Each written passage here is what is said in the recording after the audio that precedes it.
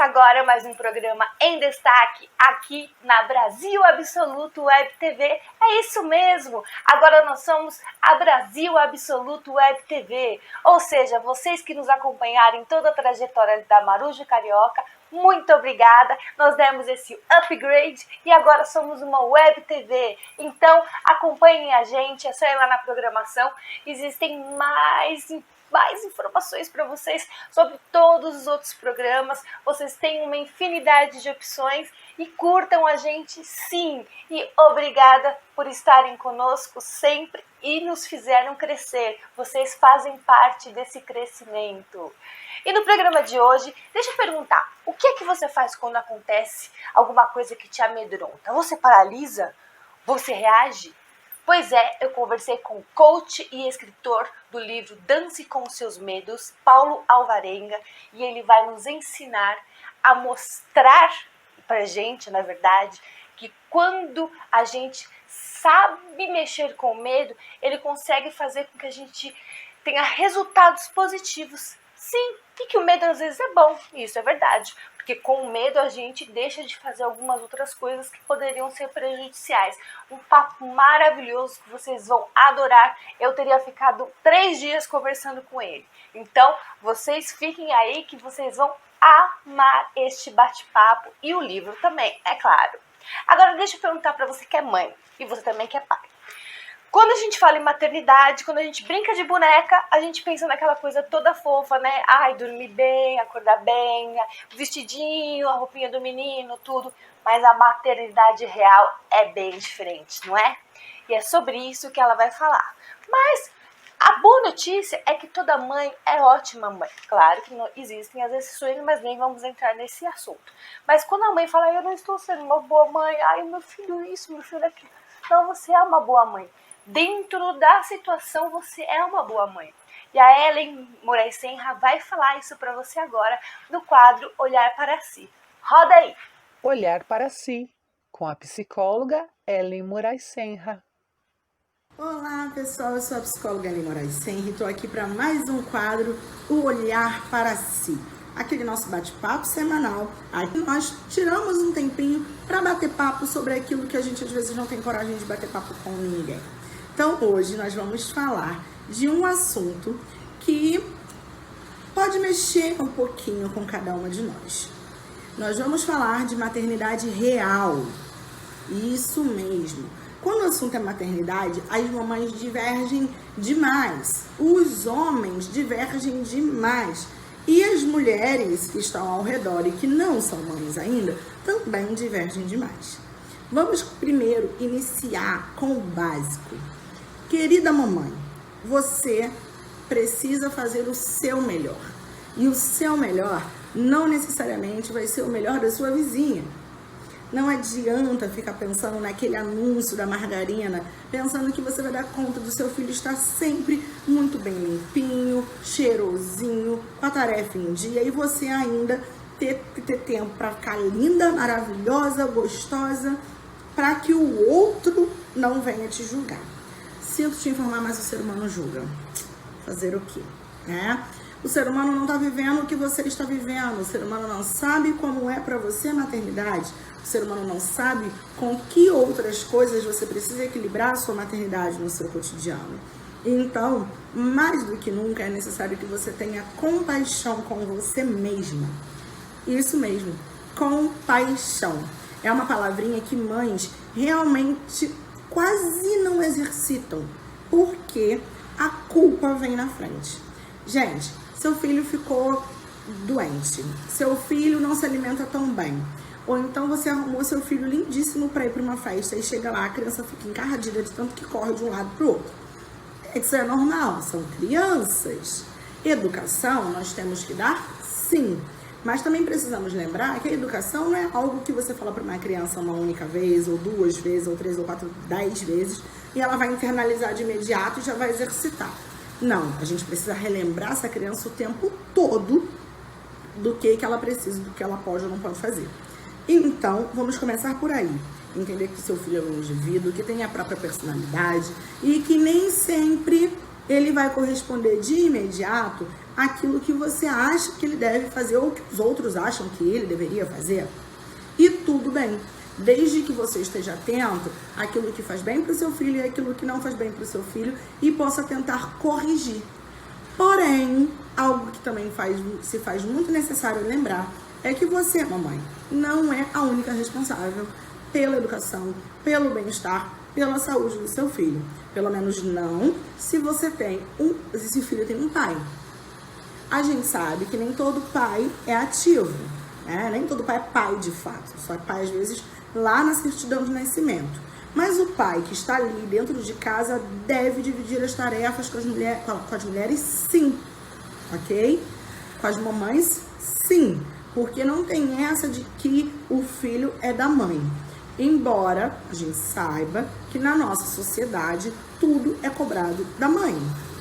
Exatamente. Se eu faço alguma coisa viável, ok, bacana, parabéns, seu filho é maravilhoso, porque ele já escreve o próprio nome.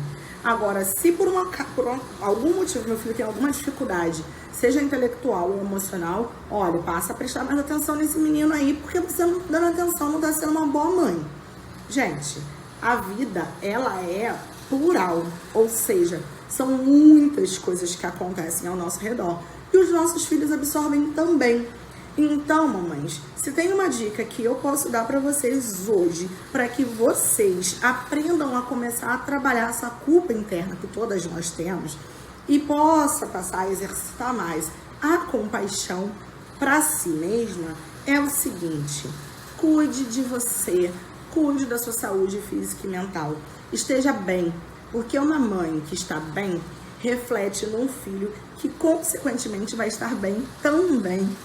E é claro, quando eu digo cuide de si, da sua saúde física e mental, eu falo também da sua relação.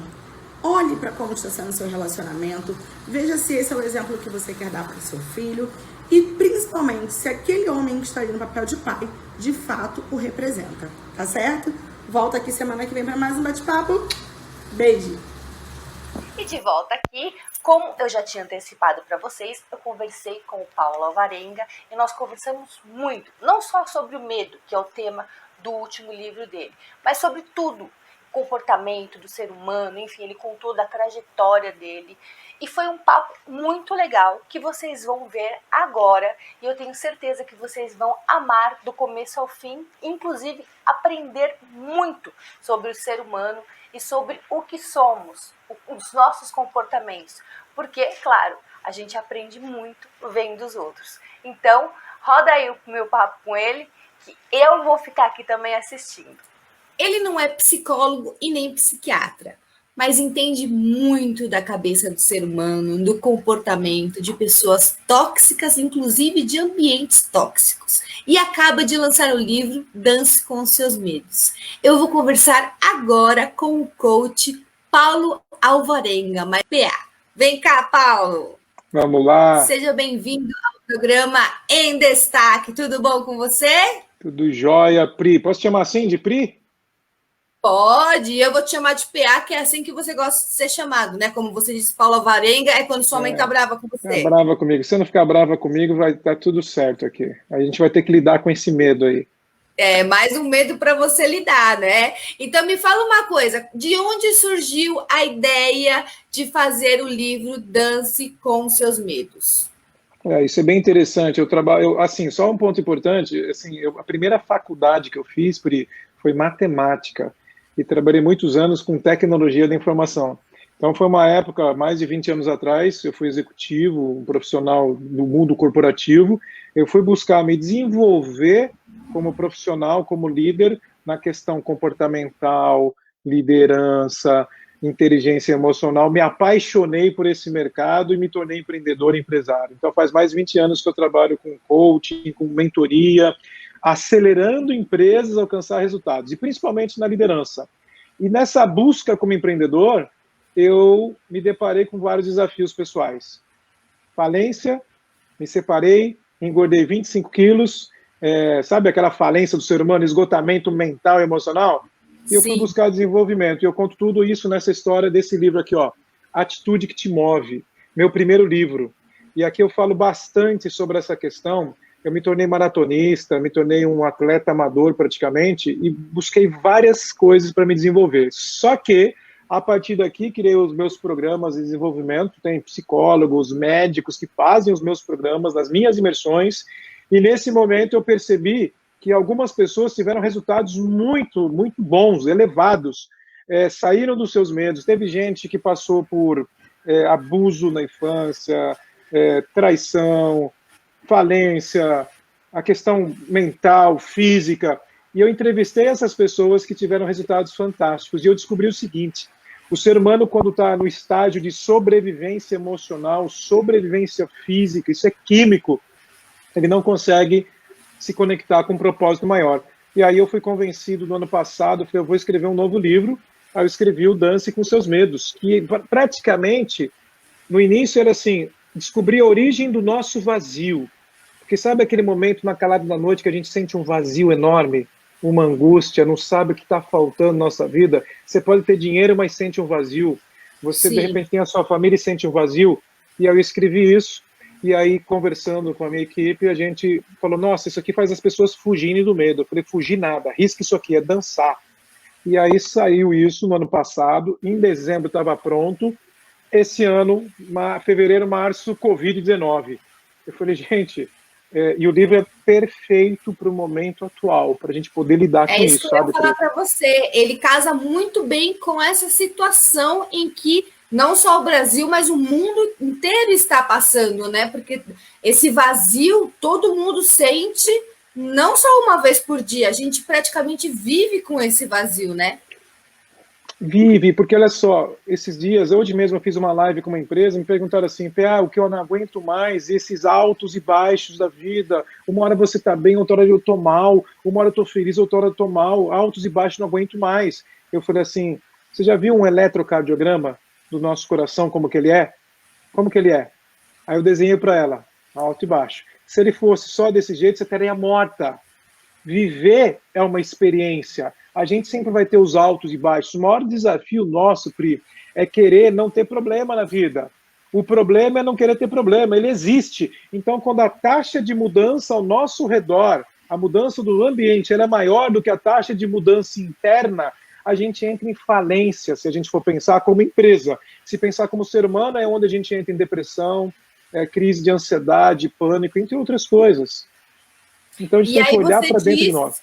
E aí você diz que, claro, né, as dificuldades, esses medos, eles fazem parte da vida da gente, certo? Fazem, e no livro, né, pelo que eu vi na capa, você fala que existe um medo que paralisa e um medo que fortalece. Que tipos de medos são esses, PA? O medo é uma emoção. O primeiro ponto, a gente tem que olhar para o medo como uma emoção, tá? Então, o medo, ele pode, se a gente for se colocar antigamente nos primitivos, ou até no mundo selvagem, um animal, quando via um predador, ele tinha 3 oportunidades, através do seu cérebro primitivo, reptiliano, que é como a gente fala, ou ele lutava, ou ele paralisava, ou ele fugia. Então, se ele percebia que ele é predador, ele é menor, então a gente recebe uma descarga de adrenalina no nosso corpo, isso fortalece os músculos, te dá mais força, mais velocidade, e ele corre. Se ele consegue fugir, ele tem uma descarga no corpo dele que dá um profundo relaxamento. Tá? Para contar para a gente o que acontece com a gente. A gente não está nessa floresta, não tem um tigre atrás da gente, mas tem o trânsito, tem as dificuldades da vida, tem o filho que vai mal na escola, tem você que está insatisfeito. Então, todos os dias a gente sente que tem um predador atrás da gente. A gente entra nesse estágio de sobrevivência, onde a gente quer lutar, fugir ou paralisar. A gente não tem um momento de relaxar.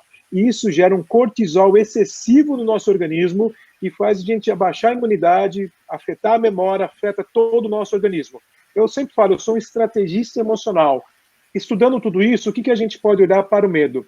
O medo é o seguinte, ele é muito mais mental do que o fato. Então, o medo, quando a gente sente o medo, é para nos proteger. Olha que irresponsabilidade seria se a gente não tivesse medo de nada. Ele serve para proteger, manter a gente vivo. Então, o medo faz você ficar alerta, prestar atenção nas coisas. O medo do momento atual nos trouxe mais presença. O único desafio é ficar preso na dor que ele traz. E aí você escolhe um sofrimento e aí entra para um estágio de depressão, entre outras coisas. Entra no estágio de profunda ansiedade, afeta as nossas relações, afeta a nossa performance, afeta o nosso foco, afeta a nossa memória.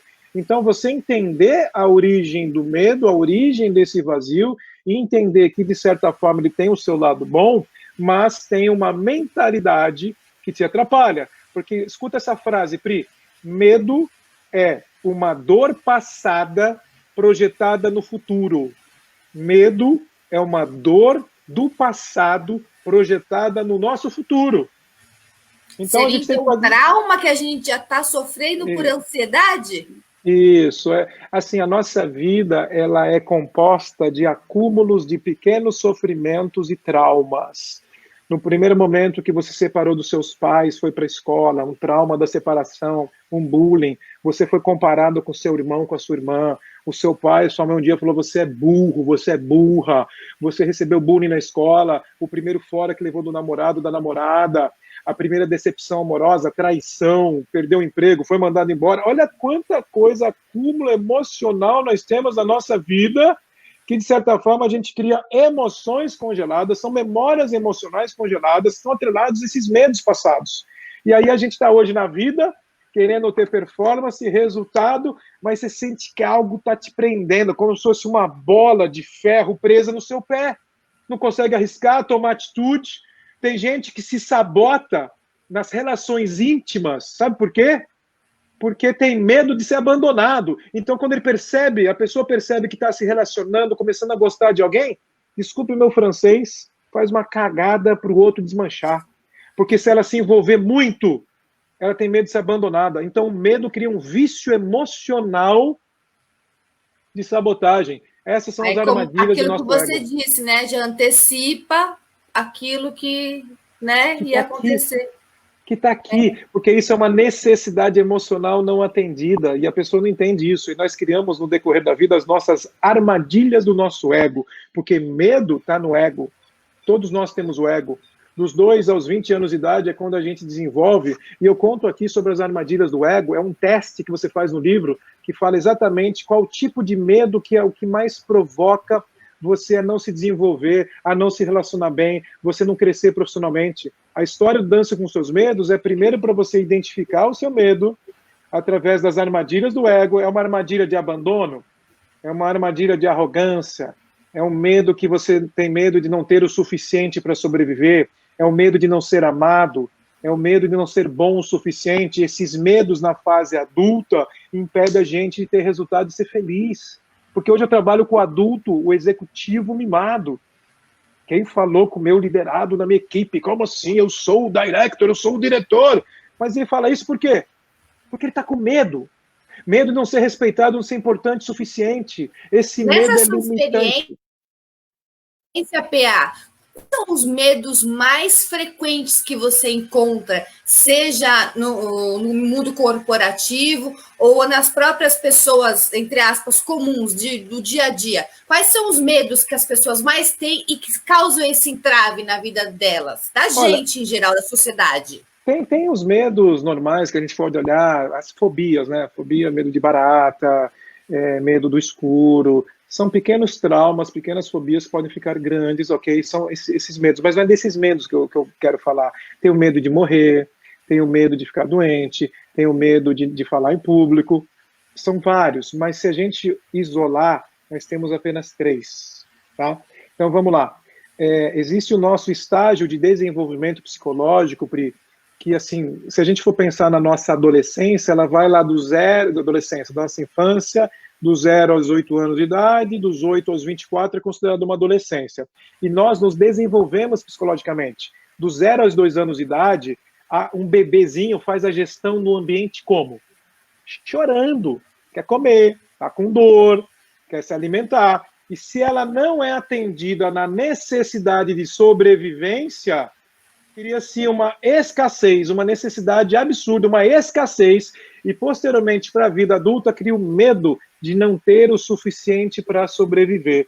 Então vai ser um adulto que vai ter alguns desafios de organizar as finanças, vai ser um adulto que na liderança pode ser mais autocrático, porque não confia nas pessoas, vai ser um adulto que não cuida talvez muito da sua saúde, ou é hipocondríaco. Então tem esses excessos, eu vejo isso nos adultos. E quando começo a fazer a relação na parte da infância, conversa muito com isso. Então esse é o medo número 1, medo de não ter o suficiente para sobreviver.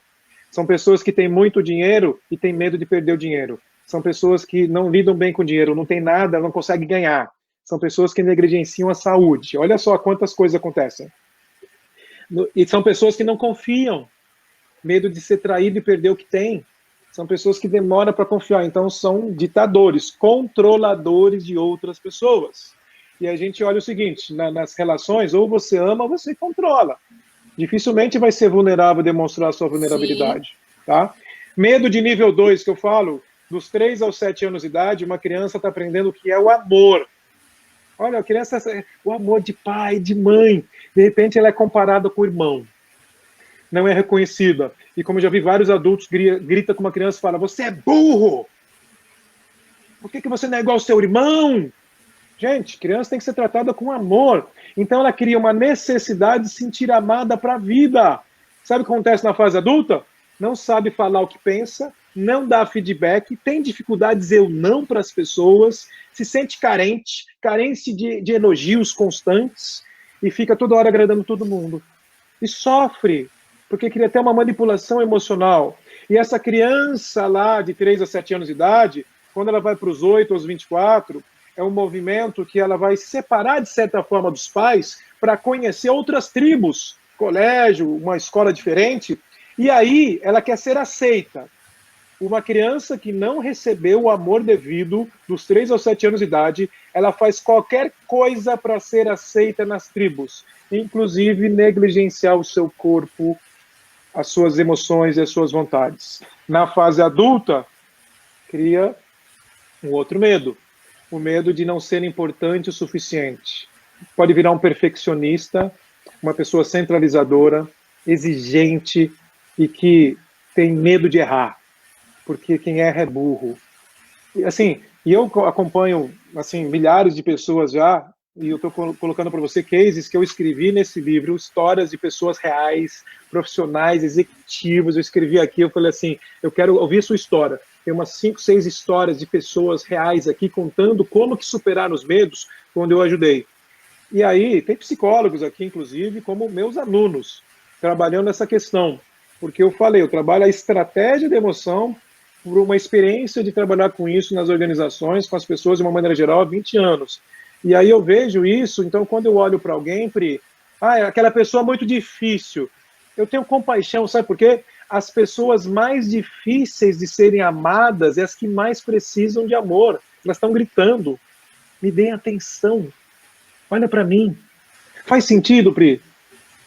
As pessoas exibicionistas se encaixariam nesse sentido? Se encaixariam, pode ser no nível 2, nível 3. Nível 2 é o seguinte, exibicionista porque ela está carente. Ela tem que ser o centro das atenções, porque isso alimenta a necessidade emocional dela. E quando ela não recebe esse reconhecimento, a necessidade não é atendida. A necessidade não atendida gera uma emoção desgastante. Frustração, raiva, impotência, tristeza, mágoa. E aí você vai vivendo essas emoções e aí você entra por um estágio de estresse profundo. São tantos estereótipos que a gente poderia ficar aqui, né? São. É maravilhoso, Pri. Nossa, é tão gostoso. Pra vida. Eu gosto tanto de falar disso. Inclusive, eu marquei aqui, ó, nessa época da Covid-19, quais medos podem ser considerados mais aparentes, tanto esses que paralisam, quanto esses que fortalecem? O que é que você sente desse contexto, desse panorama agora com o coronavírus no mundo? O que surgiu aí que está latente, que dá para a gente tirar de exemplo disso? Muita coisa. E assim, eu super respeito todos os profissionais, eu tenho na minha equipe psicólogos, tenho parceiros psiquiatras, a gente faz alguns programas juntos, e assim, eu estou quase 2 meses, todos os dias, fazendo 3 lives por dia. Minha esposa outro dia virou assim para mim e falou assim para mim, nossa, parece que você se preparou a vida inteira para esse momento. Então, assim, eu fiz muito trabalho pro bono, Pri. porque eu atingi na minha vida, depois de tantas histórias que eu passei, falência, eu venho de uma família muito pobre, meu pai metalúrgico, minha mãe trabalhando em barraca de batata na feira, então assim, eu consegui vender minha empresa, consegui me realizar financeiramente, consegui hoje, graças a Deus, via muito esforço, poder ajudar as pessoas. Então assim, eu conto a minha história porque ela é de verdade. Então, o que eu percebi nesse momento, eu fiz muito trabalho em troca de cestas básicas com muitas empresas. Então, eu vi a dor de todo mundo, eu vi o momento. Nós estamos numa fase diferente agora da pandemia, emocionalmente falando. Então, no início, a saúde mental ela é afetada pela pandemia naturalmente. Então, se você sentiu taquicardia, ansiedade, mudança de humor constante, calafrio, essa crise de quase um pânico, normal. Ninguém passa por uma pandemia sem sentir isso. A grande questão é ficar com a mentalidade na dor, porque a dor é inevitável. Então, quando você fica com a mentalidade nisso, você começa a sofrer. Então, as pessoas, com a falta de clareza que o momento atual nos dá, elas entram num nível de ansiedade e pânico absurdo. A falta de clareza gera o medo de perder o emprego, o medo de perder alguém querido, o medo de não sair mais de casa. A minha mãe, ela disse outro dia, falou, filho, eu sei que eu estou no grupo de risco, mas eu estou com uma sensação aqui dentro que eu acho que eu nunca mais vou sair de casa. É aqui que eu vou ficar e vou morrer. Gente, aquilo me deu um aperto no coração, porque eu olhei a minha mãe, e assim, ela está nesse estado porque ela tem uma energia absurda, e não poder viver a liberdade, isso tirou a energia dela, deu um esgotamento absurdo. Então, o medo de talvez não ver mais as pessoas que ela ama. Então, teve uma variação de várias coisas nesse momento atual. Então, eu falo o seguinte, e algo que eu venho trabalhando fortemente com as pessoas, pensar em 3 estratégias, tá, Pri? 3 estratégias que eu espero que ajudem as pessoas aqui que vão nos escutar, que estão nos escutando, que é o seguinte, a dor, ela acontece, é inevitável, tá? Então, a primeira mentalidade em relação à dor que as pessoas têm é da perda. Então, as pessoas ficam com relativo peso, importância e duração com foco na dor. É uma duração absurda. Fica na dor, fica remoendo o pensamento, eu vou perder, não vai dar certo, eu vou perder meu emprego, é isso, minha saúde, eu não estou gostando disso, o que vai acontecer? Tá lá, o que acontece? Essa alucinação gera esse estado no seu corpo que é coerente com isso que você está pensando. Então, a estratégia é tirar esse peso todo que está sendo dado pelo mental e fazer uma lista, escrever mesmo, dos ganhos. Ah, PA, tem ganho agora? Tem ganho, sim. Tem ganho, tem oportunidade. Quem tem filhos, de estar mais conectado com os filhos, de estudar mais, de repensar a vida, de para o mundo que eu quero descer. Porque é o seguinte, tem uma pesquisa que mostrou o seguinte, Pri, se você tirar os vermes do mundo e os insetos do mundo, o mundo morre. Se você tirar os seres humanos do mundo, o planeta floresce. Gente, está na hora de a gente acordar para a vida, para o mundo que eu quero descer. Será que essa é uma grande mensagem para a gente olhar agora e falar, poxa, o que eu quero fazer da minha vida? De verdade, aquilo que me dá paixão. Você, no seu programa, você leva tanta mensagem maravilhosa para todo mundo, você tem um Ikigai, que é um propósito muito mais forte. É isso, essa provocação. Então, escreve coisas boas. Essa é a primeira estratégia. Não, é mais ou menos a adaptação daquela piada que, só para a gente descontrair, mas é verdade, fala, não tem aquela piada que fala, enquanto uns choram, outros vendem lenço? Para a Covid enquanto uns reclamam, outros vendem máscara. E é verdade. Tem pessoas que tiram proveito, tem pessoas que estão tentando ver a situação de uma maneira positiva. Tinham pessoas que praticamente não viam os filhos, agora que estão conseguindo fazer home office, estão vendo os filhos, estão conseguindo almoçar com a família, coisa que não fazia nem aos finais de semana, né? Existem coisas ruins, existem mortes, existem situações econômicas, tudo envolvido? Existem, mas a gente também não pode só se apegar às ruins, senão realmente a gente pira, não é, PA? Pira, e você falou muito bem, e assim, faz uma lista, escreve num caderno mesmo, diário das emoções, isso eu faço com executivos, escreve o que está pensando, o que você está sentindo, e também escreve as coisas boas, esse é o primeiro passo, são 3. Segundo, a gente entra num processo da dor. Sabe qual é o processo da dor?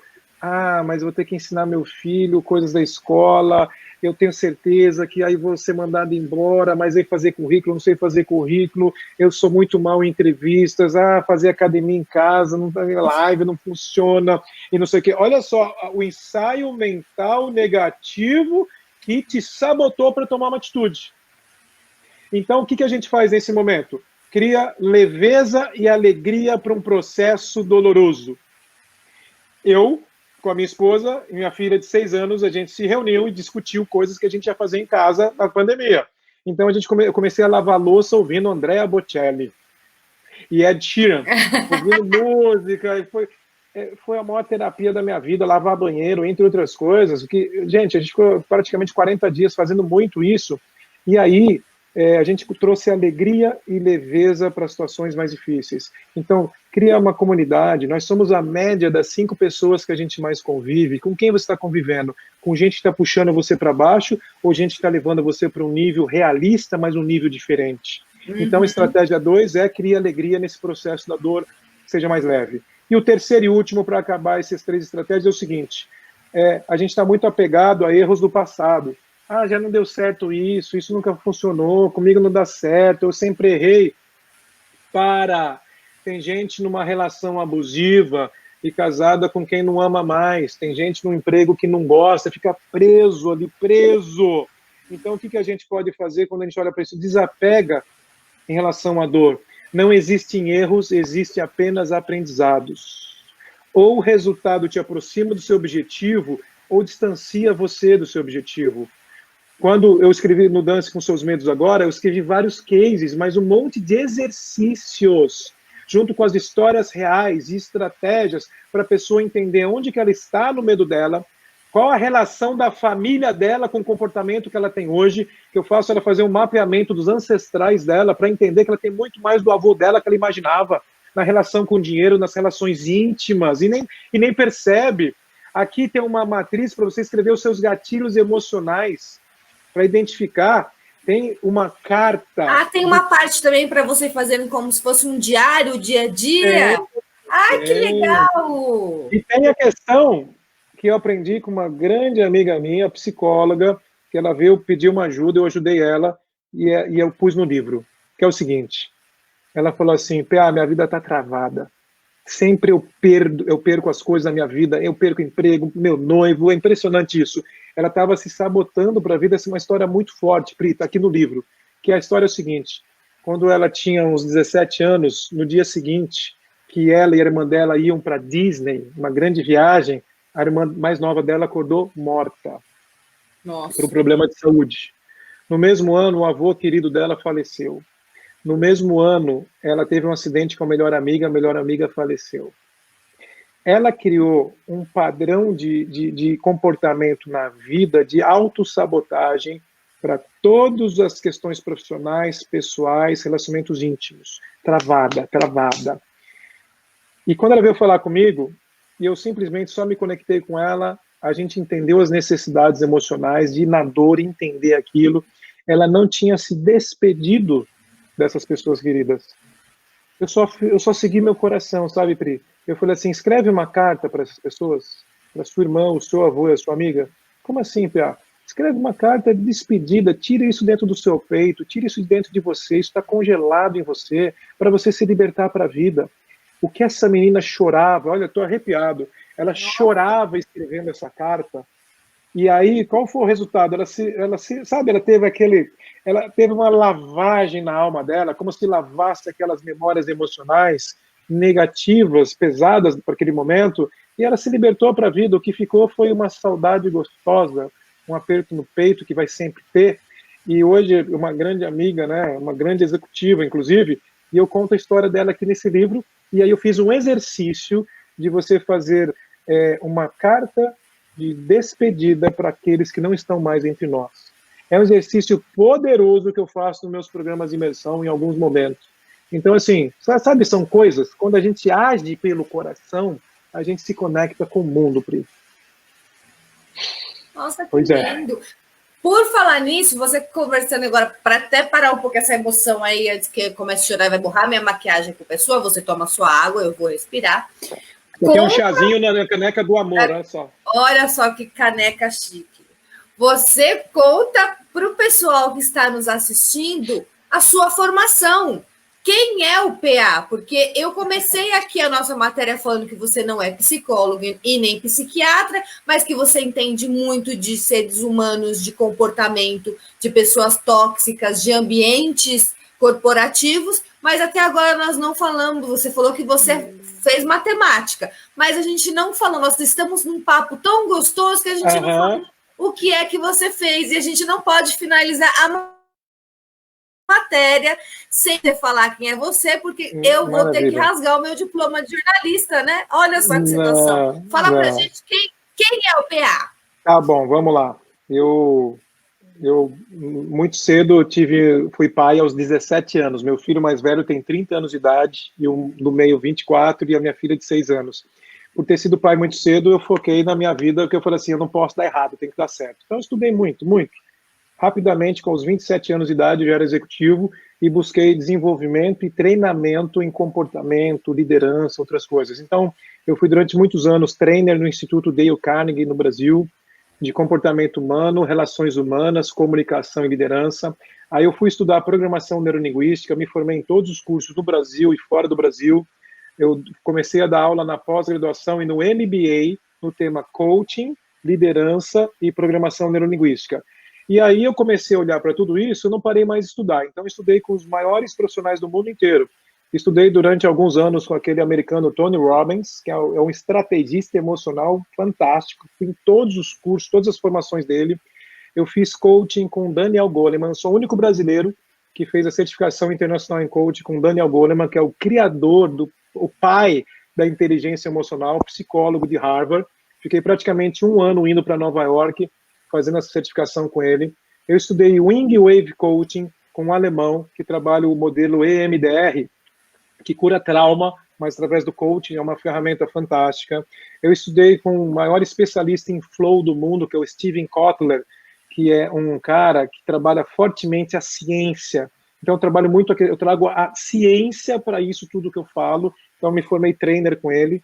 No ano passado, me formei trainer no HeartMath Institute, que é um instituto de cientistas que analisam a matemática do coração, que é com meditação, com uma série de intervenções para trabalhar as nossas emoções. Então, eu sou trainer também lá do HeartMath Institute, sou trainer também do HPI, é o High Performance Institute, que é um instituto de alta performance que tem lá nos Estados Unidos, que trabalha a energia do atleta corporativo. A gente usa as nossas energias mental, emocional, física e espiritual para ter alta performance. Estudei com o pai da PNL, o Richard Bandler. Sou formado pelo Richard Bandler, Richard Barrett, em cultura organizacional. Então, também sou um especialista em cultura organizacional. Gente, entre muitas outras coisas. Passei a minha vida inteira estudando nisso, entendeu? And speak English very well, right? Eu precisei trabalhar, domesticar esse dragão, porque eu sempre falava assim, nossa, eu tinha que ter aprendido isso quando era criança, não consegui. Então eu viajo, assim, nos últimos anos. Eu tenho uma história que eu quero contar rapidamente, que nesse livro, Atitude que Te Move, eu conto, né? Quando tive a minha primeira falência, o meu filho adolescente, ele pediu para comprar um lanche do McDonald's. Eu não tinha dinheiro para comprar um lanche para ele, nem no banco, nem na carteira. Naquele dia, desceu lágrimas dos meus olhos, eu falei, que irresponsável, nunca mais na minha vida vou passar por isso, sabe? Eu nunca mais vou passar por isso. Então, nasceu uma fome de vida, uma vontade tão grande aqui de dar certo na vida. Então, isso fez eu estudar tudo que você imaginar nessa vida. Então, hoje eu tenho muito orgulho. Com a gente, mas não mexam com os nossos filhos, né? Não mexa com os nossos filhos. Então, isso para mim foi tão forte que eu falei, hoje eu assessoro e faço mentoria de CEOs das grandes empresas desse Brasil, sou coaching desses profissionais, tenho amigos maravilhosos. Assim, eu não precisaria mais trabalhar se é essa questão, e não é arrogância, não. Eu falo isso de coração, mas trabalho o dobro do que eu trabalhava antes, porque eu amo o meu trabalho. Então, assim, eu falo, eu sou um estrategista emocional, trabalho fortemente, estou com um grupo agora, chama-se Matriz das Emoções, tem 100 pessoas que eu estou desenvolvendo o mês inteiro dessa pandemia, pelo Zoom, com transformações que eles falam, que isso, Pia, mudou a minha vida, tô com a alma lavada. Então, assim, quando você ama o que você faz... gratificante demais, não é? Oh, esse brilho nos olhos, esse sorriso que você tem me entrevistando, porque você está criando esse campo, essa energia aqui. A gente quando que faz o que a gente ama, não tem o que pague. É claro que a gente precisa de dinheiro para sobreviver, mas se a gente ganhar fazendo aquilo que a gente ama, não tem... Pia, mostra de novo aí a capa do seu livro Dance com Seus Medos. Deixa eu te fazer uma pergunta. Dance com seus medos. Vermelho. Aqui, a capa é vermelha. Medo de cor. Ó, vamos lá. Ele tem calor. Por que é vermelha essa capa? Tem alguns estudos, né? Isso eu até tinha separado aqui para você. Tem alguns estudos que mostram o seguinte. Por exemplo, quando eu estou conversando com alguém me fala, PA, eu estou com uma sensação. Eu falo, aonde está essa sensação? Aqui. Aqui tem um nó na garganta, tem um aperto no peito. Então eu consigo identificar na região do corpo que a pessoa está tendo aquela sensação, não sabe dar nome, porque nós não temos vocabulário emocional, tá? Nós não fomos educados emocionalmente. Tem centenas de emoções, mas a gente foi educado emocionalmente. Então, a partir um dos maiores erros que eu acho. Eu acho que falta nas escolas disciplinas obrigatórias, deveriam ser educação emocional e educação financeira. As duas, trabalhar empreendedorismo nas crianças e meditação. Deveriam ser disciplinas obrigatórias. E aí eu estava falando dessa questão onde a gente sente, então, aonde a gente sente, você consegue dar um nome para aquela emoção. E aí tem, se a emoção ela é mais quente, ela é mais fria, e por isso que eu falo da cor, né?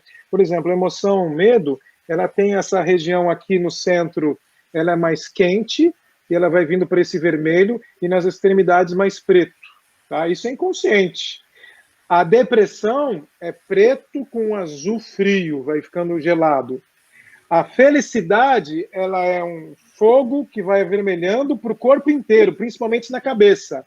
O amor é no peito e na genital, muito calor e fogo. E esse fogo ao redor é vermelho.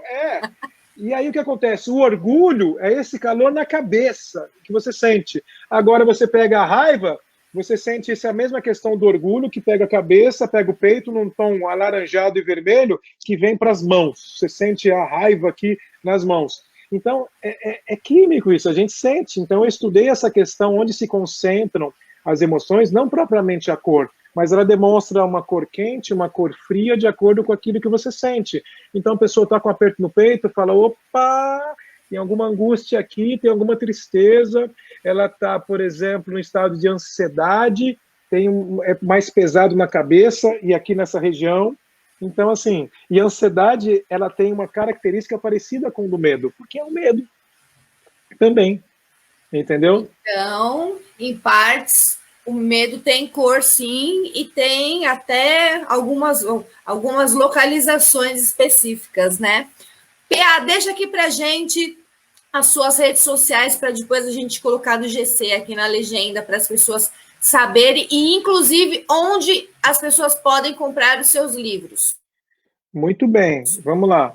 Os dois livros são da Bem Virar, né? Tanto o Atitude que Te Move, que foi o primeiro livro, e aqui tem a minha história pessoal. É um livro que você lê muito rápido, tem inclusive o audiobook dele já. É um livro que ficou nas 5 semanas dos mais vendidos na Publish News, há 2 anos atrás. Foi uma honra. E eu tinha medo de escrever, viu, Priscila? Eu tinha medo. Sabe por quê? Eu tinha medo de ser julgado, de ser criticado. Tá vendo? Vivenciar tudo isso. Ficou 5 semanas aí em destaque, só para você ver como... A vida como ela é. Quando você conhece isso, e esse aqui também pela Bem Virar, parceiraços, tá na Amazon. Tá? Já tem no Kindle, na versão Kindle, tem o capa também na Amazon, e eu vou fazer o lançamento presencial assim que a gente tiver condições. Mas eu estou esta semana fazendo o lançamento dele, estou indo em alguns programas, assim como o seu aqui também. As pessoas estão muito assim, pedindo esse tema para bater essa conversa gostosa aqui. E a minha missão de vida é que através dos meus treinamentos, através dos meus vídeos, das minhas redes sociais, através desse livro, eu consiga provocar, impactar o maior número de pessoas e vidas para a gente ter uma vida que vale a pena. Porque quando a gente muda o nosso estado de espírito, quando a gente muda o significado que a gente dá para as nossas emoções, a gente muda a nossa vida. Então, minha rede social, melhor Instagram, @Paulo_Alvarenga. @Paulo_Alvarenga. Meu Instagram, que tem vários vídeos diários que eu coloco lá, vários conteúdos. Vem lá conhecer também os meus cursos, as minhas imersões, as minhas formações. Pode deixar que depois a gente coloca a legenda aqui. Paulo, um grande beijo, foi um prazer falar com você. Olha, muito obrigada pelo nosso bate-papo.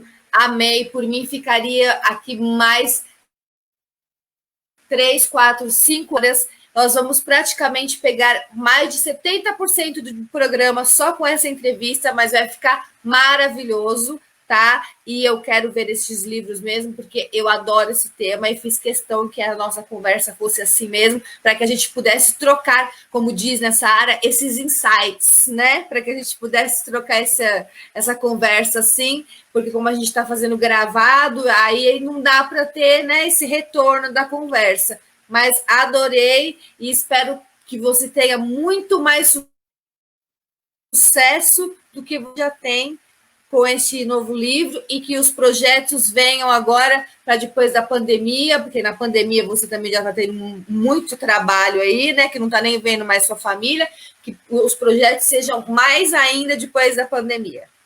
E eu agradeço, você criou um clima, um ambiente aqui maravilhoso. Isso chama-se energia. Quando a gente deixa as pessoas sentirem à vontade, se elas podem ser elas mesmas, a gente tem esse resultado, viu? Parabéns, Pri. Ah, imagina, muito obrigada. Um beijão. Obrigada mesmo. Um beijo no coração. Uma boa semana. E até a próxima, porque você vai voltar mais aqui, viu? Todo livro você volta. E para outros papos também, você volta. Está sempre convidado. Um beijo. Um beijo, Pri. Até mais. Valeu. Tchau. E continuando nessa onda de sentimentos, vamos dar risada. Vamos para aquele momento de deboche, que a gente dá risada só da carinha dele, porque ele consegue fazer de uma maçaneta uma piada. Vamos dar uma olhadinha nele, que esteve aqui esses dias como entrevistado principal e já deu saudades? Então, vem pra cá, que agora é a hora da coluna do Teteus Alves. Coluna Teteus Alves. Oi, gente, tudo bom com vocês? Dá um beijo aqui. Hoje no vídeo no programa, no vídeo de hoje não, gente. Isso, gente. No programa de hoje eu vou fazer, no programa não, gente, no quadro. Tô doido já. Lembra quando eu fiz o primeiro vídeo mostrando a minha casa? Então, não tinha nada, né? Não tinha fogão, não tinha geladeira. E aí o pessoal tá comentando lá, faz parte 2 de como está a sua casa hoje. Então, o vídeo de hoje é pra vocês verem minha casa, ouvirem na rádio, mas aí como agora tem Web TV, você pode me assistir, tá bom? Eu vou mostrar aqui, começando pela cozinha. Lembra que não tinha nada, gente? Temos o que? Temos geladeira agora, viado. Agora eu tenho mesa, ó. Aqui é a minha cozinha. Aqui é a vista maravilhosa, né? Agora eu tenho armários. Gente, e Pop, se tem uma coisa que Pop gosta é mostrar a casa. Já reparou? Eu adoro. As visitas já chegam aqui, eu já trago assim as visitas. Tem balinha aqui, lembra que eu tinha... Aqui, ó, balinha pra visita. Isso aqui é uma casa de blogueiro, tá? De quem mora sozinha, tá vendo? Pura realidade. Agora eu vou mostrar a sala pra vocês. A sala. Ó minha sala, gente, que luxo. Só aquela cortina ali já foi uma facada, meu amor. Já foi uma facada essa cortina aqui. Mas eu amo porque eu acho que ela deixa assim a sala com aspecto de riqueza. Ó que chique. Gente. E tem que ter uma planta, tá? Tem que ter uma plantinha na casa pra tirar mal olhado, olho gordo, inveja e tal. Tem um lustre que não tinha. Ó, tem lustre na cozinha também, gente. Ó. Sabe por que eu mostro? Porque é pra vocês que estão desmotivados com a vida de vocês, entendeu? É só focar, gente. Não, ó o banheiro, ó o banheiro. Ó o banheiro, gente. Olha aqui, gente, o tapetinho, que coisa mais fofa, gente. E o quarto, lembra que não tinha nada? Agora tem a cama, que tá um pouco bagunçada. Aqui é onde eu gravo meus vídeos de cenário. Aqui é minha escrivaninha bem legal, tá vendo? Ela é bem grande. Aqui é o quadro do meu livro. Aqui é um guarda-roupinha. Uma caixinha de som, que a gente tem que ter uma caixinha de som, não é mesmo? E aqui é meu quadro. Ali é as roupas sujas, ali é a arinha da bagunça, as roupas sujas, né? Enfim, esse é meu quarto, gente. Pra quem lembra, não tinha nada. O banheirinho, aquele tapetinho, a coisa mais fofa, gente. A sala, que tá um luxo, ó. Essa plantinha vai crescer, entendeu? Vai crescer pra tirar todo olho gordo, mal olhar, toda inveja daqui e vai embora. E a vista daqui de casa que é maravilhosa, né, gente? Olha essa vista. É a vista que Papai do Céu dá pra gente, todo dia, pra gente vir aqui agradecer a Deus, entendeu? E é isso, gente, a minha cozinha, entendeu? Eu confesso que eu tô muito feliz, muito grata a Deus, entendeu? Por ter conquistado tudo isso aqui, né? Pra quem sabe da minha trajetória, sabe que eu fui expulso de casa, meus pais não me aceitam gay, e eu não tenho vergonha nenhuma de falar isso, porque outras pessoas já passaram por isso, e eu gosto de falar isso pra motivar as pessoas. Tô com um pouquinho de cara de sono, eu tô com um pouquinho de cara de sono, mas é normal. E eu gosto de falar pra motivar as pessoas. E eu vim sem nada, eu moro de aluguel hoje e tal, mas eu vim sem nada e conquistei tudo, meu amor. Entendeu? Aí agora eu tô com uma... como é que é, gente? Com uma coluna no Terra. Tô com uma coluna aí no programa. Entendeu? Vou lançar meu segundo livro aí, gente. Eu quero lançar um filme, eu quero aparecer na Globo, eu quero entrar no novela. É isso aí, gente. O quadro de hoje é isso. Tá? E mostrando a minha casa, porque vocês pediram parte 2 porque eu não tinha nada, né, gente? Aí agora eu gosto de mostrar a minha casa, falar, vem, gente, entre, se sinta em casa, vocês também que me acompanham. E muito obrigado aí pelo carinho, o pessoal do programa, o pessoal aí que agora a gente é Web TV, gente, eu tô chato. Mas até quinta-feira que vem, a meio-dia, que agora mudou o horário, né? A louca. Agora mudou o horário, meio-dia, eu aguardo vocês aqui em casa, na minha humilde casa. Então é isso, gente. Um beijo, obrigado a todo mundo aí que tá me acompanhando, hein? Que eu já tô demais. Beijo. Pessoal, o Dia dos Namorados está chegando e eu sei que tá todo mundo, por conta dessa pandemia, dessa crise, assim, né? Mesmo quem gosta de presentear, tudo tá assim. Então eu vou deixar uma dica, não é jabá, tá? É uma dica mesmo, porque eu sei que muitas pessoas gostam disso, tá? Eu marquei o nome dela aqui pra eu não errar o sobrenome, tá? Porque é a Mônica Rosenweig. Tá? E depois nós vamos deixar aqui no GC o Instagram dela. Ela faz peças maravilhosas de cabala, com óleo grego, com chançá. Chançá é aquela palma da mão, sabe? Que vocês já devem ter visto em vários lugares, que afasta negatividade, traz prosperidade, fortuna, enfim. Então, ela faz peças, tanto brincos, pulseiras, quanto bolsas, e agora também máscaras estilizadas lindas. Dá uma entrada no Instagram dela para vocês verem. São peças com um custo bacana e que dá para vocês presentearem a namorada e até o namorado, que ainda tem uma conotação de boas vibrações, que é o que a gente está precisando muito nessa fase da vida, tá? Então, fica a dica aí para vocês, tá? Entrem lá, vou deixar aqui para vocês o Instagram dela e vocês podem ter isso daí como uma opção para o namorado ou para a namorada, tá bom? Que é diferentona. E agora, continuando falando de Dia dos Namorados, já que a gente tá nessa época de pandemia, isolamento, que não dá para fazer aquele jantar fora, ou vamos fazer um passeio romântico, fazer algo exuberante, um passeio de balão, né? A Rosângela Sampaio vai dar algumas dicas do que você pode fazer na sua casa ou, né, em algum lugar isolado nessa pandemia, nessa quarentena, para deixar esse Dia dos Namorados marcante. E aí, Rosângela, o que é que você vai dizer, que eu tô muito curiosa? Roda aí, que é o Bate-Papo com Rosângela Sampaio. Bate-papo com Rosângela Sampaio. E estamos chegando no Dia dos Namorados. Semana passada nós conversamos sobre como encontrar o amor da sua vida, quais comportamentos você precisa mudar para que de fato você consiga construir o relacionamento dos seus sonhos. E hoje eu quero compartilhar com você Como comemorar esse Dia dos Namorados, que vai ser tão atípico, visto que estamos aí nesse período de isolamento social? Então fique aqui comigo, nós vamos bater um papinho sobre essa temática. Eu sou Rosângela Sampaio, psicóloga, coach, palestrante, escritora, idealizadora e apresentadora do programa Mulheres em Flor. O primeiro ponto que eu quero falar com você é sobre o autocuidado. Nessa data tão especial, eu sugiro que você pratique o autocuidado, tá bom? Normalmente a gente acaba focando demais o que é que nós vamos fazer para agradar o outro. Você já reparou? Não só no Dia dos Namorados, tá? Em todas as datas comemorativas.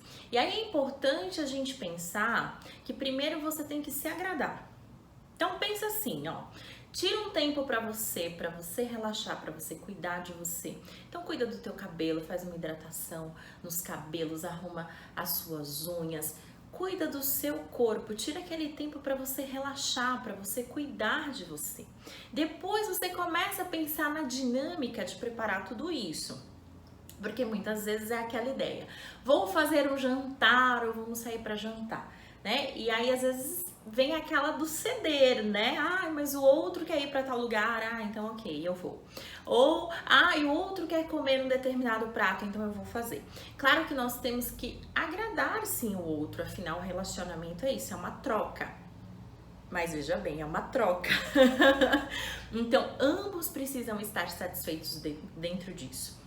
Hoje um modelo muito legal é se comemorar em casa, de repente pedir alguma coisa fora para comer ou de repente até fazer aquele momento de cozinhar juntos e tudo mais, se tornar algo bem divertido. Mas é importante você pensar o que é positivo para você e o que é positivo para o outro, para que você não se sinta lesado dentro disso. É muito comum a gente receber no consultório as mulheres pontuando: mas eu comprei algo que ele queria, eu fiz algo que ele queria, mas eu não recebi o que eu queria, ou nunca faz nada para mim. Então vamos pensar, você está falando para o outro o que você quer, o que você de fato gostaria que ele fizesse? Porque, gente, as pessoas não têm bolas de cristal. Eu sei que vem aquela ideia assim, mas deveria saber, eu sei o que ele quer, porque que ele não sabe o que eu quero.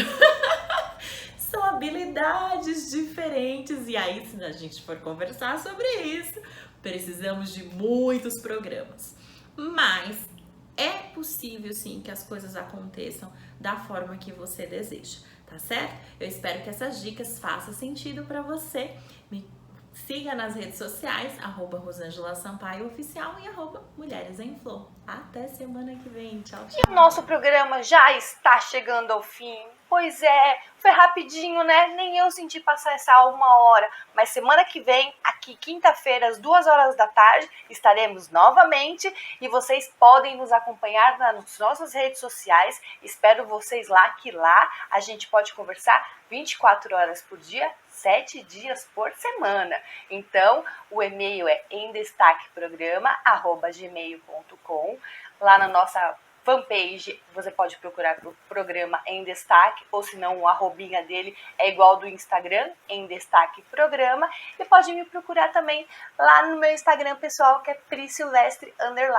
Espero por vocês e mandem realmente mensagens pra gente, falando o que é que vocês querem ver aqui no programa. A gente recebe mensagens sim, e sempre tem alguma coisa aqui que vocês pediram. Então, corra lá para mandar mensagem pra gente, que eu estou esperando e o pessoal da equipe também. Um beijão para vocês, um excelente final de semana, aproveitem muito em casa, claro, mas sempre aproveitando da melhor maneira possível. Beijo, beijo, beijo e até semana que vem.